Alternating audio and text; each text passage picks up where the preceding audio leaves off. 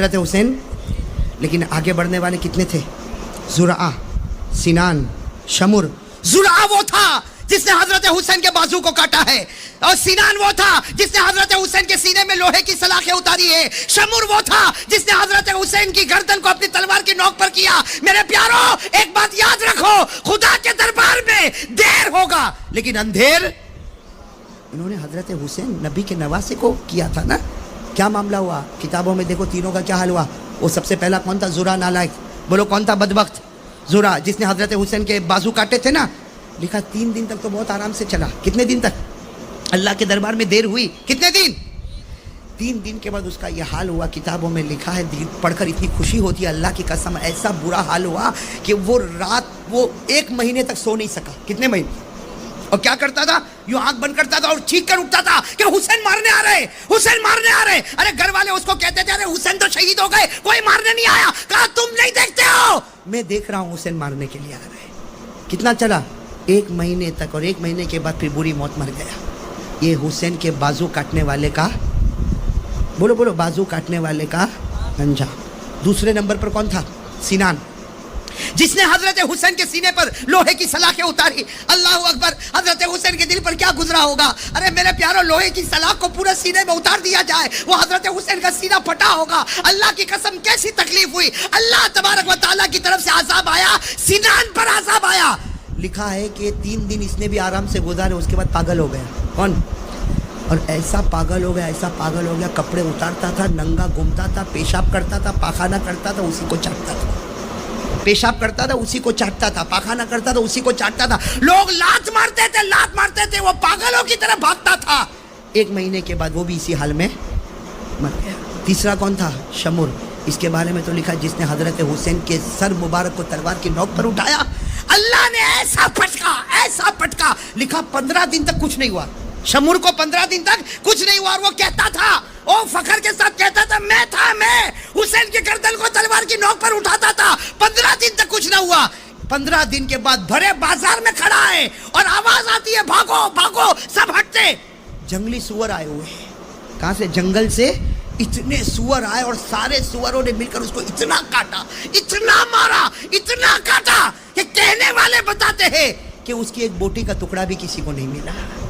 کس نے ختم کر دیا؟ سور نے. یہ کون تھے میرے پیارو؟ ذرا سننا، یہ کون تھے جنہوں نے حضرت حسین کا دل دکھایا؟ حالانکہ میرے پیارو، یہ شمر، سنان، زرعہ، یہ تو میں 3 کا نام لے رہا ہوں اس لیے کہ ان کا انجام جو کتابوں میں ملا. لیکن انہوں نے حضرت حسین کا دل دکھایا کہ نہیں دکھایا؟ بولو ساتھ میں بولو، دکھایا کہ نہیں؟ اس لیے کہ پہلا آتا ہے حضرت حسین کے بازو مبارک کو کاٹتا، دوسرا آتا حضرت حسین کے مبارک سینے میں لوہے کی سلاخیں اتارتا، تیسرا آتا حضرت حسین کی مبارک گردن کو تلوار کی نوک پر اٹھاتا. اللہ تعالیٰ نے کہا جو میرے نبی کے نواسے کا دشمن ہوگا، اللہ کہتے ہیں میں بھی اس کا دشمن بنوں گا. صحیح بات؟ غلط بات؟ صحیح. اب میرے دوستوں، آخری سوال سب لوگوں کو دے رہا ہوں، آئندہ کبھی بیان میں آؤ نہ آؤ، میرے یہ سوال کو جواب کو سوچتے رہنا، ایمان تازہ ہو جائے گا. آخری سوال، حضرت حسین میدان کربلا میں کیوں گئے؟ بہت امپورٹنٹ سوال ہے. حضرت حسین میدان کربلا میں اس لیے کہ آدمی کوشش کرے گا یا تو دین کے واسطے یا دنیا کے واسطے. چوکھی بات ہے بھائی، میں ترکیسر سے بھاؤ نگر کیوں آیا؟ یہ اتنے لمبے کلومیٹر کا سفر کر کے کیوں آیا؟ اور واپس جاؤں گا، کل واپس کہیں اور جاؤں. کیوں؟ آپ لوگ کام پر کیوں جاتے ہو؟ آفس میں کیوں جاتے ہو؟ ارے کوئی نہ کوئی وجہ ہوگی نا. ارے کوئی پاگل ہے کہ نہیں معلوم کہ گھر سے نکلا کیوں اور آیا کیوں؟ حضرت حسین کیوں گئے؟ دنیا نہ. کیوں؟ اس میں حضرت حسین رضی اللہ تعالیٰ عنہ کے پاس دنیا تھی. ارے بولو تھی کہ نہیں تھی؟ تھی. آپ کتاب اٹھاؤ، حضرت حسین رضی اللہ تعالیٰ عنہ کے پاس زمینیں ہیں، مکان ہے، باغ ہے، کھیت ہے، مکہ میں ہے، مدینہ میں ہے اور کوفہ میں ہے. ہر جگہ حضرت حسین کی پراپرٹی ہے. اچھا حضرت حسین کو کرسی چاہیے تھی؟ بھائی آدمی کرسی کے لیے بھی دوڑتا ہے. کرسی چاہیے تھی نا. اللہ کی قسم حضرت حسین کے پاس وہ کرسی تھی جو کسی کے پاس نہیں تھی. ارے تھی کسی کے پاس تھی.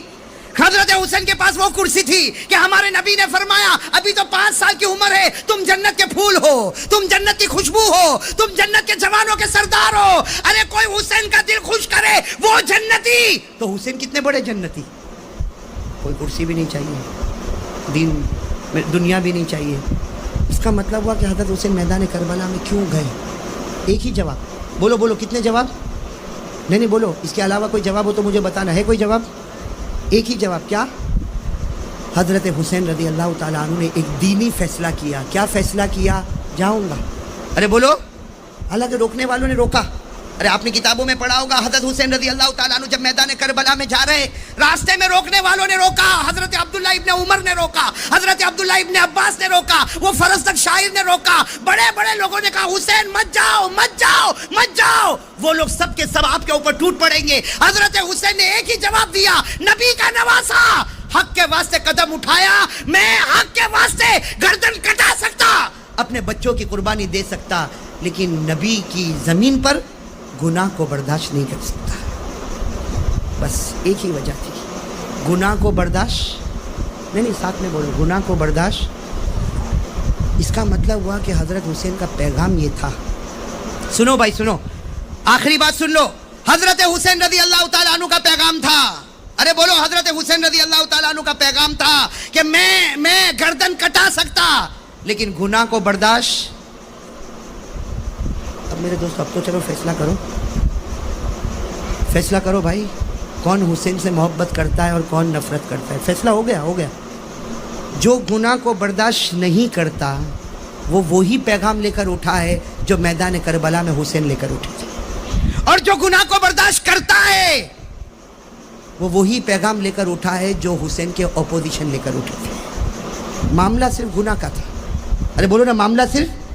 ارے معاملہ کیا تھا؟ اب میں آپ کو بتا دوں معاملہ کیا تھا. یزید چاہتا تھا کہ حسین میرے ہاتھ پر بیعت ہو جائے.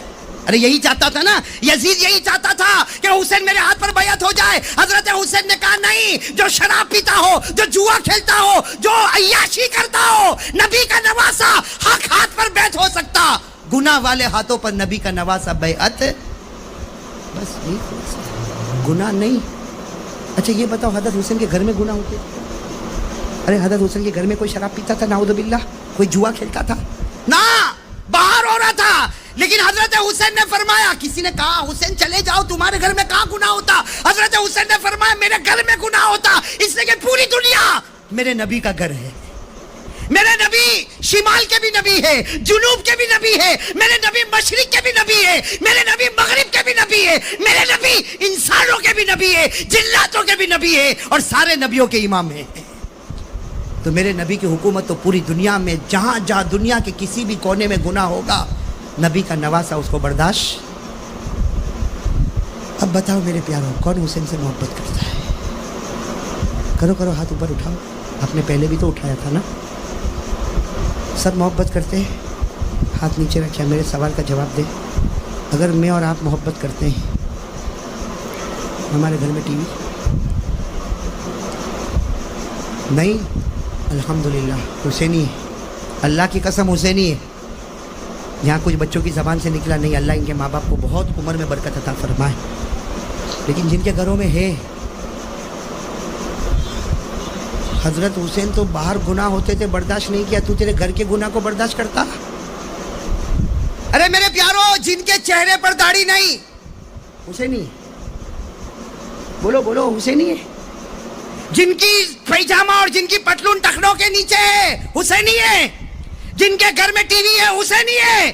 جن کی بیویوں کے چہرے پر پردہ نہیں حسینی ہے.